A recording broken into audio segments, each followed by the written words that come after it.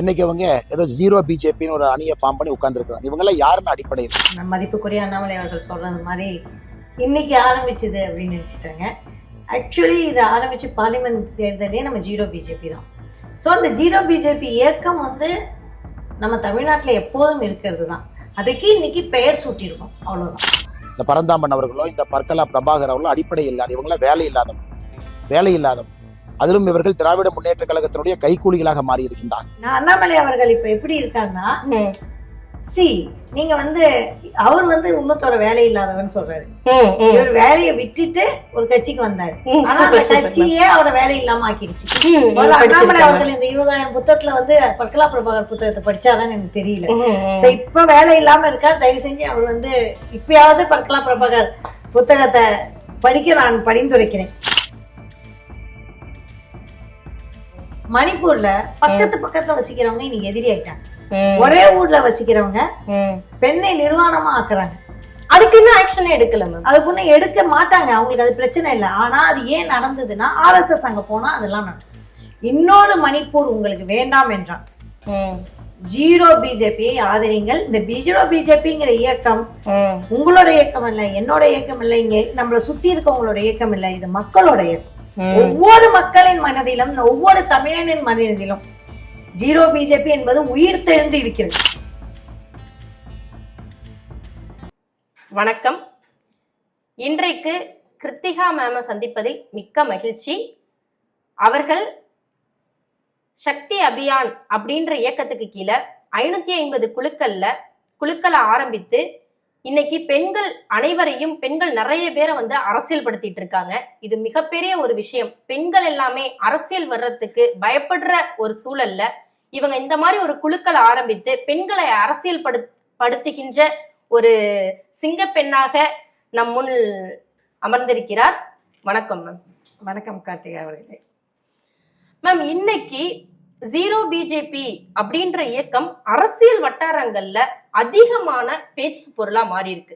இத உங்களோட பார்வையில நீங்க எப்படி பாக்குறீங்க? நீங்க ஒரு எழுத்தாளர், சிந்தனையாளர், எல்லாத்தையும் தாண்டி ஒரு சிங்க பெண், பெண்களை அரசியல் படுத்துகின்ற ஒரு தைரியமான பெண், கர்நாடக தலைமையில் ஒரு தலைமையே நீங்க தான் அப்படின்னு தான் நாங்க பாக்குறோம். இத நீங்க எப்படி பாக்குறீங்க? ஜீரோ பிஜேபி நம்ம அண்ணாமலை அவர்கள், மதிப்புக்குரிய அண்ணாமலை அவர்கள் சொல்றது மாதிரி இன்னைக்கு ஆரம்பிச்சது அப்படின்னு நினச்சிட்டாங்க. ஆக்சுவலி இதை ஆரம்பிச்சு பார்லிமெண்ட் தேர்தலே நம்ம ஜீரோ பிஜேபி தான். ஸோ அந்த ஜீரோ பிஜேபி இயக்கம் வந்து நம்ம தமிழ்நாட்டில் எப்போதும் இருக்கிறது தான். அதுக்கு இன்னைக்கு பெயர் சூட்டியிருக்கோம், அவ்வளோதான். அப்ப தமிழ்நாட்டுல எப்பவுமே ஜீரோ பிஜேபி இருக்கு.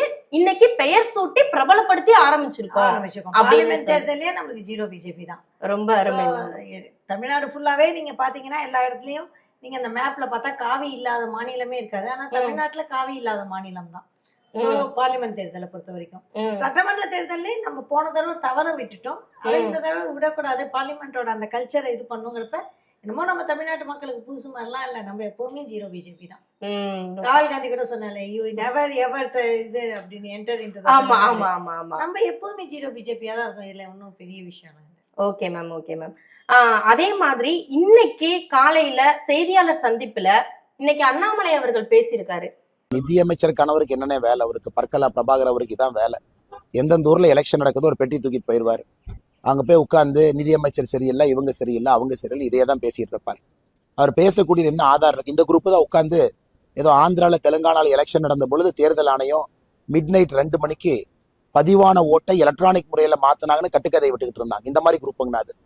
இன்னைக்கு அவங்க ஏதோ ஜீரோ பிஜேபின்னு ஒரு அணியை ஃபார்ம் பண்ணி உட்கார்ந்துருக்காங்க. இவங்கெல்லாம் யாருன்னு அடிப்படையில் இவங்க எல்லாம் யார்? இந்த பரந்தாமன் அவர்களோ இந்த பர்கலா பிரபாகர் அவர்களோ அடிப்படை இல்லாத இவங்களாம் வேலை இல்லாதவங்க. அதிலும் இவர்கள் திராவிட முன்னேற்ற கழகத்தினுடைய கைக்கூலிகளாக மாறி இருக்கின்றார். அவங்க போடக்கூடிய ரெண்டு எலும்பு துண்டை தூக்கி போடுறாங்கிறக்கா அதை கவிக்கிட்டு வந்து பத்திரிகையாளர் மன்றத்துல பிரஸ் மீட் வச்சு உங்க டைமையும் பொதுமக்களுடைய டைமையும் வேஸ்ட் பண்ணிட்டு இருக்கிறாங்க. பரகல பிரபாகர் சார், ஹரிபரந்தாமன் சார் வேலை இல்லாதவர் அப்படின்னு சொல்லி பேசியிருக்காங்க. என்னதான் இருந்தாலும் ஒரு பேசுவதற்கு ஒரு முறை அப்படின்னு இருக்கிறது இல்லையா? இத்தனைக்கும் ஹரிபரந்தாமன் அவர்கள் முன்னாள் நீதிபதி, பரகல பிரபாகர அவர்கள் அப்படின்ற அந்த பொருளாதார நிபுணரா இருந்து அவரோட சொந்த மனைவியே பொருளாதாரத்துல தப்பு பண்றதை பொறுத்துக்க முடியாம தான் அவர் வந்திருக்காரு. பாவம் அண்ணாமலை அவர்களுக்கு அதெல்லாம் தெரியல. இன்னொன்னு என்ன அப்படின்னா, அண்ணாமலை அவர்கள் இப்ப எப்படி இருக்காருன்னா, நீங்க வந்து அவர் வந்து இன்னொருத்தர வேலை இல்லாதவன்னு சொல்றாரு. இவர் வேலையை விட்டுட்டு ஒரு கட்சிக்கு வந்தாரு. ஆனா அந்த கட்சியே அவரை வேலை இல்லாம ஆக்கிடுச்சு. சோ எப்போதுமே நீங்க உங்களுக்கு என்ன உண்டோ அதான் பொருத்தி பார்த்து இன்னொருத்தவங்களை திட்டுவீங்க. அதாவது உங்கள்ட்ட ஒரு கெட்ட வார்த்தை வருதுன்னா நீங்க பேசுறீங்க அப்படின்னா அது அடுத்தவங்களுக்கு இல்ல, உங்க மனசுல இருக்கிறது. இப்ப என்னையே யாராவது டீஸ் பண்ணாங்கன்னு வச்சுங்க, அது எனக்கு கிடையாது, அவங்க மனசுல இருக்கிற அசிங்கங்கள் வெளியில வருது அப்படிங்கறதான் நான் பார்ப்பேன். இப்ப இவருக்கு என்னன்னா, தனக்கு இப்ப மோடி அவர்களை வரவேற்க அந்த வேலையை கொடுக்க மாட்டேங்கிறாங்க, எம்எல்ஏ போட்டி போடுறேன்னா அந்த வேலையை கொடுக்க மாட்டேங்கிறாங்க, தலைவர் வேலைன்னா அவர் வேலை இல்லாம ஆயிட்டாரு. இப்ப அவர் தான் வேலை இல்லாம இருக்காரு. அதனால வந்து அவருக்கு என்னன்னா, நம்மள மீறி 2 பேர் இருக்காங்களே அப்படிங்கிற அந்த எண்ணம் வருது. ஆனா இவங்க 2 பேருக்கும் வேலை இருக்கு. இவங்களோட வேலை அப்படின்னு இல்ல. இப்ப வந்து பர்கலா பிரபாகர் அவர்களை நான் முதல்ல எப்ப சந்திச்சேன் அப்படின்னா, ஆகஸ்ட் 28 வாக்குல போன வருடம் இந்த பார்லிமெண்ட்ல 2024ல ஆகஸ்ட் 28ல கெட்டப்பிரபால ஒரு 3 நாள் மீட்டிங். எப்படி 79 தொகுதிகளில் நம்ம வந்து பிஜேபி வந்து நம்மளை ஏமாத்தி வின் பண்ணிருக்கு அப்படிங்கறத சான்றுகளோடு குற்று வைத்தார். எங்களுக்கு 3 நாள் ட்ரைனிங் கொடுத்தாரு. சோ அவர்களோட நான் தங்கி இருந்து ட்ரைனிங் எடுத்திருக்கேன். எனக்கு பர்சனலாவே அவங்க எல்லாருமே தெரியும். சோ அவங்க வந்து போராடிக்கிட்டே இருக்காங்க இந்த ஏமாற்று வேலைகளோட. அதாவது பொருளாதார ரீதியில மட்டும்தான் அவர் அச்சமடையறான்னு நான் சொல்லல. அவரோட புத்தகங்கள்லாம் நீங்க வாய்ச்சா தெரியும். அண்ணாமலை அவர்கள் இந்த 20,000 புத்தகத்துல வந்து பர்கலா பிரபாகர் புத்தகத்தை படிச்சாதான் எனக்கு தெரியல. இப்ப வேலை இல்லாம இருக்கா, தயவு செஞ்சு அவர் வந்து இப்பயாவது பர்கலா பிரபாகர் புத்தகத்தை படிக்க நான் பரிந்துரைக்கிறேன். அதெல்லாம் படிச்சா கொஞ்சம் புரியும், உலகம் புரியும். கண்டிப்பா மேம். பிஜேபியில இருக்கிறதுனால என்ன ஆகுதுன்னா, அவங்களுக்கு எப்போதுமே அந்த காவி துணி போட்டு மறைச்சிருவாங்க.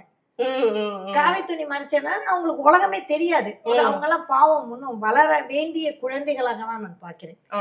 அவங்களும் இந்தியர்கள் தான், அவங்களும் நம்மளோட சகோதரர்கள் தான். கொஞ்சம் மெச்சூர்டா இருந்தா நல்லா இருக்கும் அப்படின்னு நான் வருத்தப்படுறேன் அவங்கள பார்த்து. பர்கலா பிரபாகர் மாதிரியான இன்டெலெக்சுவல்ஸ்ட, நிஜமான இன்டெலெக்சுவல்ஸ்ட இந்த 20,000 புக்கெல்லாம் படிக்காம அவரோட ஒரு 4 புக்க படிச்சாலே நல்லா அவர்களை பற்றி பேசும் முன்பு நீங்க நான் மோடி அவர்களை பற்றி எதிர்க்கணும் அப்படின்னா மோடி அவர்களை நன்றாக நான் புரிந்து கொள்ள வேண்டும். அமித்ஷா அவர்களை எதிர்க்கணும்னா நான் அமித்ஷாவை நன்றாக புரிந்து கொள்ள வேண்டும். அதானி எதிர்க்கணும், ஈவன் அண்ணாமலையை நான் எதிர்க்கணும்னா கூட அண்ணாமலையோட ஸ்ட்ராட்டஜிஸ்லாம் ஐ எம் பிக் ஃபேன். அவரை நான் புரிந்து கொள்ளாமல் நான் எதிர்க்க கூடாது. அவரிடம் நான் மைனஸ் என்ன பார்த்தேன் அப்படின்னா, அவர் மூலம் சுமத்தப்பட்ட பொய்கள் அப்படின்னு நான் சொல்ல மாட்டேன். அவர் அதை அவர் இல்லைன்னு சொல்லல. அந்த ஆடியோ வீடியோ அந்த விஷயங்கள்லாம் அவர் தொடாம இருந்திருந்தா அவர் ஒரு நல்ல தலைவரா இருந்திருப்பாரு. அவரை நம்ம போற்றி இருக்கலாம். அவரோட தவறான கட்சி, தவறான கொள்கைன்னு போனதுனால சோ அவரை பற்றி தெரியாமல் எதுவும் எதுக்காம நீங்க பர்கலா பிரபாகர் யார் என்ன பண்ணாரு, அடிப்பறந்தமன் என்ன பண்ணிருக்காரு, கொஞ்சம் தயவு செய்து அதான் சொல்ற படிங்கடா பரமாமோ. அது திராவிட மாடல்ல மட்டும்தான் அந்த படிங்கடா பரமான்னு ஒண்ணு உண்டு. இந்த பிஜேபியில என்ன பண்ணா பள்ளிகளை மூடுங்கடா பரமாமாங்க. பரமா அப்படின்னு சொல்லி கோயிலுக்கு கம்பி கொடுத்துட்டு படிப்பை விட்டுருவாங்க. சோ படிங்கடா பரமா. ரொம்ப அருமையான பதில் மேம். நானுமே வந்து பர்கலா பிரபாகர் சார் அவர்களை 5 முறை சந்திச்சிருக்கேன். ஃபர்ஸ்ட் டைம் பார்த்தப்பே வந்து அப்பதான் என்னோட சந்திப்பு. அடுத்த தடவை பார்த்தப்ப நல்லாவே புரிஞ்சுக்கிட்டாங்க. ஃபர்ஸ்ட் டைம் பார்த்தப்பே நல்லா நினைவு இருந்தது. அடுத்த டைம் பார்த்தப்ப அவங்களே சொல்ல ஆரம்பிச்சாங்க. அடுத்த டைம் பாக்குறப்ப அவங்க எக்ஸ்பிளைன் பண்ண ஆரம்பிச்சாங்க. இப்படி எல்லாம் ஒரு பெண் வந்து இப்படி ஒரு அரசியல் பாதையில் போகணும் அப்படின்னா இதெல்லாம் இருக்கணும் அப்படின்ற ஒரு மனிதர், அப்படின்னு சொல்லக்கூடிய ஒரு மனிதர் அடுத்தடுத்து பாக்குறப்ப நிறைய வந்து அவர்களோட அறிவை தன்னுடைய பகிர்ந்த விதமாக இருக்கட்டும், ரொம்ப தெளிவான ஒரு விஷயம். இன்னொன்னு வந்து எப்படிலாம் இருக்கக்கூடிய சூழல், நாட்டுடைய சூழல், அரசியல் சூழல், இதை எல்லாமே வந்து அவர் வந்து எங்களுக்கு உணர்த்தினார். அப்படியாப்பட்ட ஒரு மனிதரை இப்படி விமர்சித்தார்கள். இப்ப நீங்க சொல்றீங்க இல்லையா, ஒருத்தவங்களை விமர்சிக்கிறீங்களா அவங்கள தெரிஞ்சுட்டு விமர்சிங்க அப்படின்னு சொல்லி விமர்சிப்பதிலும் ஒரு அப்படின்றப்ப நீங்க அவர்கள் வந்து இப்ப அறிவுரை தகுதியோட விமர்சிங்கள், தற்குறி மாதிரி விமர்சிக்காதீங்க. பஞ்சு சொல்லுவோம். இப்ப அதுல அரிப்பரந்தாமன் சார் எடுத்துட்டோம்னா அவங்க முன்னாள் நீதிபதி, அவர்களுடைய வேலைய முழுவதுமாக முடித்து விட்டு அதுக்கு பிறகு மக்களுக்காக அவர் வந்து களத்துல இருக்காரு. தன்னுடைய அவங்க வேலையை தன்னோட- விட்டு நீங்க வந்துட்டீங்க. அப்போ இவர்களை சொல்லுவதற்கு முன்னால் நீங்க யோசிச்சு நீங்க பதில் சொல்லணும் இல்லையா, நீங்க யோசிச்சு விமர்சிக்கணும் இல்லையா அப்படின்றதா ரொம்ப அருமையான அதான் பதில். சொன்னேன், படிங்கடா பரமா. ஒருவரை விமர்சிப்பதற்கு முன்னால் அவர்களை பற்றி தெரிந்து கொண்டு விமர்சிங்கள் அப்படின்னு சொல்லியிருக்காங்க. ரொம்ப அருமையான பதில். படிங்கடா பரமா அப்படின்னு சொல்லியிருக்காங்க. அதே மாதிரி இன்னைக்கு பர்கலா பிரபாகர் புத்தகத்தை சொன்னேன். அவரை வந்து நாங்க அதை படிச்சிருக்கோம் இதை படிச்சிருக்கோம் சொல்லுவாங்க. பரகல பிரபாகரோட புத்தகம் படிங்கடா பரமாவை படிச்சுட்டு நீங்க அவர்களை விமர்சிங்க அண்ணாமலை சார் அவர்களே அப்படின்னு சொல்லி மேடம் சொல்லியிருக்காங்க. ரொம்ப நல்லது மேம். அதே மாதிரி இதே ஜீரோ பிஜேபி இயக்கத்தை பற்றி நம்ம முதல்வர் அவர்களும் இன்னைக்கு பரமக்குடி பிரச்சாரத்துல சொல்லியிருக்காங்க இல்லையா, அதை நீங்க எப்படி பாக்குறீங்க? ஸோ முதல்வர் வரைக்கும் இந்த ஜீரோ பி இயக்கம் போனது அப்படிங்கிறது, ஜீரோ பிஜேபி இயக்கம் போனது அப்படிங்கிறது வந்து ரொம்ப ரொம்ப சந்தோஷமா இருக்கு. ஸோ இது பலருடைய பார்வைகள், அதாவது ஒரு சின்னதா ஆரம்பிச்ச ஒரு விஷயம் இன்னைக்கு வந்து அண்ணாமலை அவர்களை அண்ணாமலை எதிர்க்கிறதுங்கிறது எவ்வளவு பெரிய விஷயம். அவர் டிஎம்கே எதிர்க்கிறாரு, நம்மளையும் எதிர்க்கிறாரு அப்படிங்கிறப்ப அது ரொம்ப பெரிய விஷயமா நான் பாக்குறேன். அடுத்து முதல்வர் அவர்கள் காதுக்கு வந்து இந்த மாதிரி ஒரு இயக்கம் இருக்கிறது இப்படி ஒருத்தருக்காக, அதாவது இது வரைக்கும் வரலாற்றில் வந்து ஒரு கட்சிகளை வந்து வெற்றி அடைய வைக்கும் இயக்கங்கள் தான் இருக்கும். நாங்கள் வெற்றி அடையணும்னு இயக்கம் தான் இருக்கும். ஒரு கட்சியை வந்து தோல்வி அடைய வைக்கும் இயக்கம் அப்படின்னு ஒண்ணு கிடையாது. ஏன்னா மக்களுக்கு அந்த கட்சி எந்த அளவுக்கு துன்பம் கொடுத்திருந்தா இந்த இயக்க ரீதியாக இப்படி எல்லாம் ஒரு இயக்கங்கள் புறப்படும். இது ஒரு இயக்கம் கிடையாது, பல இயக்கங்கள் சேர்ந்த ஒரு இயக்கம். இதுல வந்து ஒரு மனிதரோ ஒற்றையாளோ ஒரு நிர்வாகமோ கிடையாது. இங்கு வந்து ஒவ்வொருத்தரும் எல்லாரும் ஒரு துளி மணலை போட்டு போவாங்கல்ல, அது மலையாக மாறும். அந்த மாதிரி ஒவ்வொருத்தரும் ஒரு கைப்பிடி அரிசியை போடுற மாதிரி, இப்ப சுதந்திர போராட்டத்துல ஒவ்வொருத்தரோட நகையும் கொடுத்த மாதிரி காந்தி கிட்ட, அந்த மாதிரி அட்லீஸ்ட் காந்தின்னு ஒரு தலைவர் இருந்தாரு. இங்க அப்படி கிடையாது, இங்க எல்லாருமே சேர்ந்து. நான் என்ன சொல்றேன்னா, இதை பார்க்கும் ஒவ்வொருத்தரும் ஜீரோ பிஜேபி இயக்கம் தான். நீங்களும் அந்த இயக்கத்துல இருக்கீங்க, நீங்களும் பேசணும், நீங்களும் சொல்லணும். பாசிசம் வந்து எவ்வளவு ஆபத்து, மதவாதம் எவ்வளவு ஆபத்து, வர்ணாசிரமம் எவ்வளவு ஆபத்து அப்படிங்கிற ஒரு விஷயத்த நீங்க தொடர்ந்து தொடர்ந்து தொடர்ந்து பேசும்பொழுதுதான், அதாவது ஏற்றத்தாழ்வுகள் எவ்வளவு ஆபத்து, பெண்ணடிமைத்தனம் எவ்வளவு ஆபத்து, பழமைவாதங்கள் எவ்வளவு ஆபத்து. ஒரு சின்ன எக்ஸாம்பிள் சொல்றேன். பழமைவாதம்ங்கிறது ஒரு பெண் அப்படின்னா எப்படி இருக்கணும் அப்படின்னா, ஆர்எஸ்எஸ் ஒரு இயக்கம் எப்படி, நாங்க சக்தியப்பியான ஆர்எஸ்எஸ் கம்பேர் பண்றேன். ஆர்எஸ்எஸ் ஒரு இயக்கம் அப்படின்னா மண்டியாங்கிற பக்கத்துல வந்து பூஜை செய்ய சொல்லுவாங்க, விளக்கு பூஜைன்னு சொல்லி விளக்கு பூஜை வழியாக பிஜேபிக்கு ஆட்கள் சேர்ப்பாங்க. நாங்க என்ன சொல்றோம்னா, நீ ஒரு பெண்ணா இருக்க, நீ பூஜை பண்ண கும்பிடு. ஆனா ஒரு ஆண் காசு இல்லாம பூஜை பண்ணுவானா? ஒரு ஆண் காசு இல்லாம சமைப்பானா? நம்மளோட அதாவது ஃப்ரீயா நம்ம மகளிர் உரிமை தொகைன்னு ஒரு விஷயம் இருக்குல்ல, நம்மளுக்கு உரிமையா நம்ம மாசம் 50,000 ரூபாய்க்கு வேலை பார்க்கணும். ஒரு குழந்தைய பாத்துக்கிறோம், குழந்தைய பெத்துக்கிறோம், குழந்தைய வளர்க்கிறோம். வீட்டுல வயசானவங்க இன்னைக்கு ஒரு நாள் நர்ஸ் வேலை ஒரு டியூட்டிக்கு 1000 ரூபாய், நம்ம 3 டியூட்டி 8 மணி நேரம் 3000 ரூபாய். ஒரு வயசானவங்க இருந்தாங்கன்னா நம்ம 30 நாள் பாத்துக்கிட்டாலே அதுக்கு 90,000 ரூபாய் பே பண்ணணும் வெளியில. நம்மளுக்கு ஏதாவது காசு கொடுக்குறாங்களா? கிடையாது. சமைக்கிறதுக்கு ஏதாவது காசு கொடுக்குறாங்களா? அப்பனா ஃப்ரீ லேபர் அத்தனை நம்ம இந்தியாலேயே அதிக உழைப்பை போடுவது பெண்கள். ஆனா நம்ம ஃப்ரீ லேபராவே பழகிட்டோம். இந்த மாதிரியான அவேர்னஸ் நாங்க சக்தியை பேர்ல கொடுப்போம். நீ ரோட் ஸ்பேஸ்க்கு வரல, நீ போனாலும் வேலைக்கு போனாலும் ஒரு டொமஸ்டிக் ஒர்க்கரோ ஒரு ஐடி ஒர்க்கரோ ஒரு வக்கீலாவோ தான் போற. ஏன் நீ மெக்கானிக்கா போக மாட்டேங்கிற, ஏன் கார் ஓட்ட மாட்டேங்கிற, ஏன் ஸ்விக்கிக்கு போக மாட்டேங்கிற, இப்படி யார் கேள்வி கேட்பா? உங்களை முன்னேற்றக்கூடிய கேள்வி கேட்கறது கொஞ்சம் கஷ்டமா இருக்கும். கம்ஃபர்ட் ஜோன்ல இருந்து தூக்கிடும். நீ விளக்கு பூஜை கும்பிடு, சாமி கும்பிடு, உனக்கு எல்லாம் கடவுள் தருவான். கடவுள் கொடுத்துருவானா உங்களுக்கு? இல்ல சாமி கும்பிட்டு அப்படியே மேலேந்து வந்துருமா? சாமியும் கும்பிட்டு உழைக்கவும் வெளிநாட்டுக்காரன் பணம் சம்பாதிக்கணும்னா தொழில் பண்ணுவான். உடம்பு சரியில்லைன்னா ஹாஸ்பிட்டல், அதுக்கு என்னென்ன உண்டா செய்வான். ஒரு கட்சியில மட்டும் தான் சொல்லுவாங்க சாமி கும்பிட்டு எல்லாம் சரியாயிடுமா. அரசியல்னா மக்கள் முன்னேற்றத்தை பத்தி பேசுவான். இங்க ஒரே ஒரு கட்சி இருக்கு, நீ சாமி கும்பிடு, சாமி கும்பிட்டு எங்களுக்கு ஓட்டு போட்டு. நான் சாமி கும்பிடுறத தப்பா சொல்லல, சாமியை வச்சு ஏமாற்றும் ஒரு கும்பல் இருக்கு பாத்தீங்களா? கரெக்ட். மனோகரா பேசுவார்ல, அந்த மாதிரி சாமியை வைத்து ஏமாற்றும் ஒரு கும்பல் இருக்கு. கடவுள்ங்கிறது ஒரு தனக்குள்ள இருக்கக்கூடிய ஒரு அழகான உணர்வு. ம், அது அந்த உணர்வை வந்து நான் காதலுக்கு இணையாகவும் காமத்துக்கு இணையாகவும் நான் சொல்லுவேன். ம், கடவுள், காதல், காமம் இதெல்லாம் எனக்கு ஒண்ணு. ம், அதை வந்து வெளியில வந்து படுக்கையறைய வெளியில விரிக்க கூடாது. ம். அதை வைத்து நீ அரசியல் செய்யறல. கடவுளை வைத்து அரசியல் செய்கிறார்கள். ஆமா, திருப்பரங்குன்றம் மத கலவரத்திலே பார்த்தோம். அதாவது 2 பேர் ஒத்துமையா என்னைக்குமே இருக்கக்கூடாது அப்படின்னு நீங்க நினைச்சீங்கன்னா, ம், மணிப்பூர்ல பக்கத்துல வசிக்கிறவங்க இன்னைக்கு எதிரி ஆயிட்டாங்க. ம், ஒரே ஊர்ல வசிக்கிறவங்க ம். பெண்ணை நிர்வாணமா ஆக்குறாங்க. அதுக்கு இன்னும் ஆக்ஷனே எடுக்கல மேம். அதுக்குன்னு எடுக்க மாட்டாங்க, அவங்களுக்கு அது பிரச்சனை இல்லை. ஆனா அது ஏன் நடந்ததுன்னா RSS அங்க போனா அதெல்லாம் நடக்கும். இன்னொரு மணிப்பூர் உங்களுக்கு வேண்டாம் என்றால் ம், ஜீரோ பிஜேபியை ஆதரிங்கள். இந்த ஜீரோ பிஜேபிங்கிற இயக்கம் ம், உங்களோட இயக்கம் இல்லை, என்னோட இயக்கம் இல்லை, இங்க நம்மளை சுத்தி இருக்கவங்களோட இயக்கம் இல்லை, இது மக்களோட இயக்கம். ம். ஒவ்வொரு மக்களின் மனதிலும், ஒவ்வொரு தமிழனின் மனதிலும் ஜீரோ பிஜேபி என்பது உயிர் தெழுந்து இருக்கிறது. ம். ரொம்ப அருமையான பதில் மேம். அப்ப ஜீரோ பிஜேபி அப்படின்றது இன்ன வரையும் இருந்துட்டு இருந்த ஒண்ணுதான். இன்னைக்குதான் அதற்கு நம்ம பெயர் வைத்து ஒரு இயக்கம் அப்படின்னு நம்ம சொல்றோம் அப்படின்னு நீங்க சொல்றீங்க. இயக்கமா மனதுக்குள்ள இருக்கிறத நம்ம ஒரு லேபிள் பண்ணிருக்கோம். லேபிள் பண்ணிருக்கோம். இப்ப அரிசியை பாக்கெட்ல அரிசி நம்ம எத்தனையோ காலமா சாப்பிடணும். இப்பதான் மூட்டை கட்டி பாக்கெட் போட்டு அரிசிக்கு பேர் போடுறாங்க.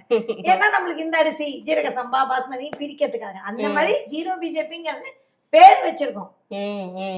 சோறெல்லாம் எப்பயோ வச்சாச்சு. புரியுது மேம். அப்ப இப்ப இன்னொரு கேள்வி, நீங்க இவ்வளவு தூரம் வந்து மணிப்பூர் விஷயங்கள் இது எல்லாமே பேசுறதுனால பெண்கள் வந்து மற்ற மாநிலங்கள்லயும் தமிழ்நாட்டையும் கம்பேர் பண்றப்ப பெண்கள் வந்து எப்படி இருக்காங்க? ஆக்சுவலி கேரளால நம்மளோட பெண்கள் நல்லா இருக்கிற மாதிரி எனக்கு தோணுச்சு நான் பயணம் பண்ணதுல.